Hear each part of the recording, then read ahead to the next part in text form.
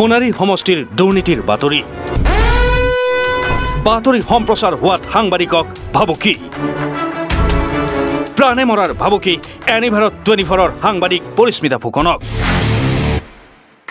Parismita Phukan any Bharat 24ৰ চৰাইদেউৰ bureau chief বিগত সময়ছোৱাত জিলাখনৰ অন্যান্য খবৰৰ লগতে পৰিস্মিতাই যুগুত কৰি আহিছে সাধাৰণতে পোহৰলৈ নহা কিছুমান দুৰ্নীতিৰ বাতৰি ইয়াৰ ভিতৰত অন্যতম ৰজাপুখুৰীৰ মন্দিৰৰ নামত আৱণ্টিত ধন আত্মহাতৰ বাতৰি ৰজাপুখুৰী গাঁও পঞ্চায়তৰ অন্তৰ্গত ৰাইডিঙিয়া গাঁৱৰ দেৱীটুকুৰী মন্দিৰৰ নামত আৱণ্টিত হৈছিল 2,16,500 টকা কিন্তু মন্দিৰৰ নামত আৱণ্টিত ধন মন্দিৰৰ নামত খৰচ নহল খৰচ হল ৰজাপুখুৰী গাঁও পঞ্চায়তৰ সভাপতি দেৱজিৎ হাজৰিকাৰ ঘৰৰ আগফালে দোকান ঘৰ সজাত এই দোকান ঘৰৰ ফটোকে মন্দিৰৰ ফটো বুলি আপলোড কৰিলে মেৰী পঞ্চায়ত এপত মন্দিৰৰ নামত আৱণ্টিত ধনৰাশি ট্ৰান্সফাৰ হল পঞ্চায়তখনৰ তদানীন্তন সচিব নীলোৎপল দাস আৰু নকুল দত্ত নামৰ এজনৰ একাউণ্টত ইয়াতে লাগিল লেঠা পৰিস্মিতা ফুকনৰ ওপৰত খৰ্গহস্ত দুৰ্নীতিকাৰী চক্ৰ পৰিস্মিতা ফুকনৰ বিৰুদ্ধে আপত্তিজনক পোষ্ট দেৱজিৎ হাজৰিকাৰ সামাজিক মাধ্যমত পৰিস্মিতা ফুকনৰ বিৰুদ্ধে অশালীন মন্তব্য কৰিলে দেৱজিৎ হাজৰিকাই আনহাতে পৰিস্মিতাক প্ৰাণে মৰাৰ ভাবুকি হেমন্ত লাহন সোণাৰীৰ বিধায়ক ধৰ্মেশ্বৰ কোঁৱৰৰ ইটা ভাটাৰ মোহৰি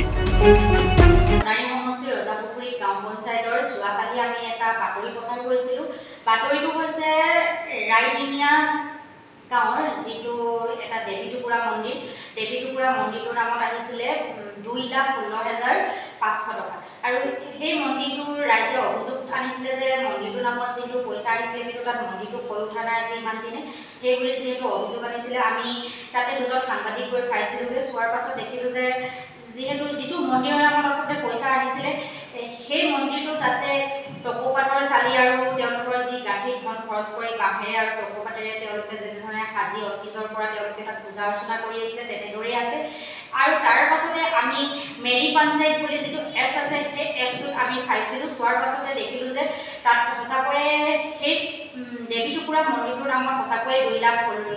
2,16,500 টকা আহিছিলে আৰু সেই সকলোখিনি পইচা যিজন সেক্ৰেটাৰী ৰজাপুখুৰী গাঁও পঞ্চায়তৰ যিজন সভাপতি দেৱজিৎ হাজৰিকাৰ নিজৰ ঘৰৰ আগফালে এখন দোকান কৰিছিলে আৰু সেই দোকানখনৰ ফটো কিন্তু সেই এপছটোত যিটো দেৱীটুকুৰা মন্দিৰৰ নামত যি ফটোকেইখন থাকিব লাগিছিলে আপলোড হ'ব লাগিছিলে সেই ফটোকেইখনৰ ঠাইত কিন্তু তেওঁ নিজৰ দোকানৰ ফটোকেইখন আপলোড দি থোৱা আছে আৰু যিখিনি পইচা তাত আছে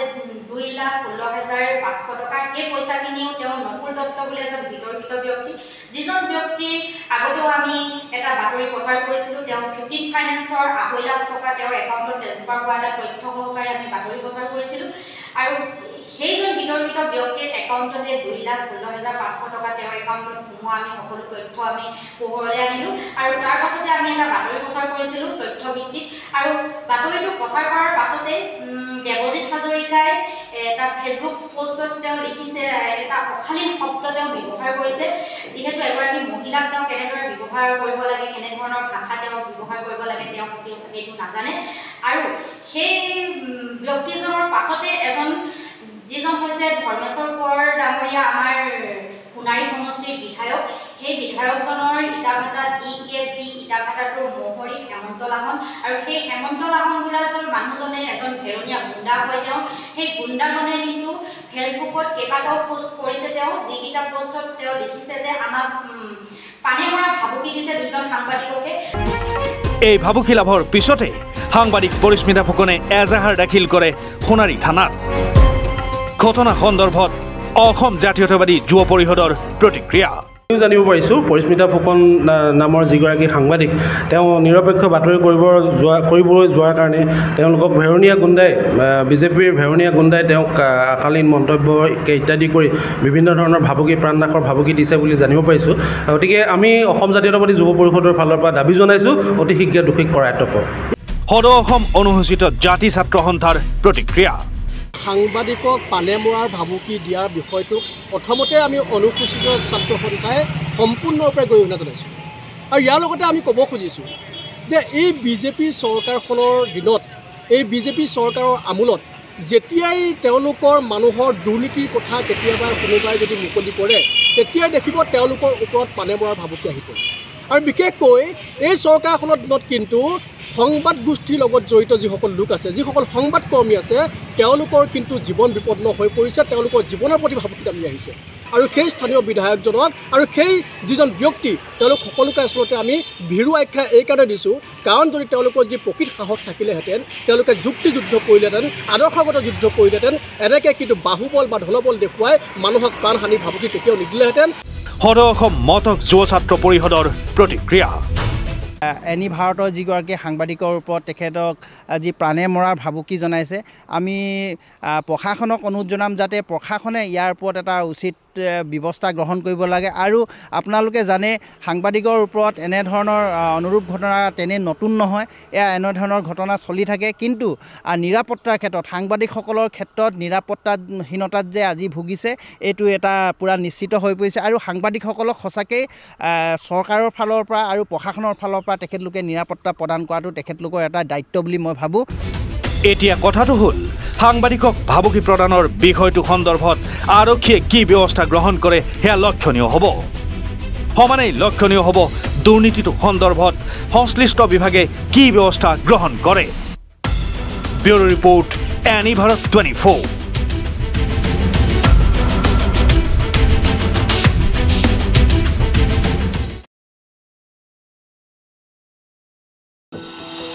এনি ভাৰত 24ৰ প্ৰথম প্ৰয়াস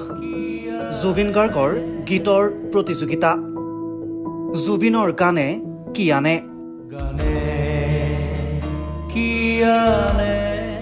অডিশ্যনৰ বাবে যোগাযোগ কৰক 8638661821 আৰু 8812831556 নম্বৰত এনি ভাৰত 24 উদ্যোগত এটা নতুন সংগীতৰ প্ৰতিযোগিতা আয়োজন কৰা হৈছে য'ত মোৰ গানৰ প্ৰতিযোগিতা হ'ব আপোনালোকে তাত প্ৰতিযোগী হিচাপে আহিবলৈ পাৰিব আৰু মোৰ ফালৰ পৰা আন্তৰিক শুভকামনা জনাইছোঁ আৰু অনুষ্ঠানটোৰ নাম হৈছে গানে কি আনে সকলোকে মৰম জনাইছোঁ সকলোৱে আহক ইয়াত অংশগ্ৰহণ কৰক thank you very much love you ৰব আপুনি যে এটা অপৰাধ কৰিবলৈ গৈ আছে আপুনি জানেনে এই নাবালিকা গৰাকীক এতিয়াই বিয়াত বহোৱাটো যে এটা অপৰাধ আপুনি জানেনে অপৰাধ কেনেকৈ মোৰ ছোৱালী মোৰ কথা তুমি যিয়েই নোকোৱা ভূঞা 18 বছৰৰ তলৰ যিকোনো কন্যা সন্তানৰ বিয়া দিলেই আইনগতভাৱে এক দণ্ডনীয় অপৰাধ বিয়া দিয়াজন যিমান দায়ী বিয়া পতাজনো সমানে দায়ী এতিয়া তাই পঢ়া শুনা কৰাৰ বয়স খেলা ধূলা কৰাৰ বয়স তাই খেলিবলৈ দিয়ক পঢ়িবলৈ দিয়ক আৰু চাব এদিন আপুনি তাইক লৈ গৌৰৱ অনুভৱ কৰিব পাৰিব এতিয়াই তাইক সংসাৰৰ বোজা দি তাইৰ ভৱিষ্যত জীৱনটো অন্ধকাৰ কৰাৰ অধিকাৰ তোমাৰ জানো আছে মোৰ ভুল হৈ গ'ল মাজনী মোক ক্ষমা কৰিবা শিক্ষা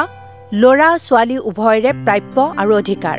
আপোনাৰ কন্যা সন্তানক তাইৰ এই প্ৰাপ্যৰ পৰা বঞ্চিত নকৰাব বাল্য বিবাহ ভাৰতীয় আইনৰ দ্বাৰা বিহিত এক দণ্ডনীয় অপৰাধ এনে অপৰাধ কৰি আপোনাৰ কন্যা সন্তানৰ ভৱিষ্যত অন্ধকাৰৰ মাজলৈ ঠেলি নিদিব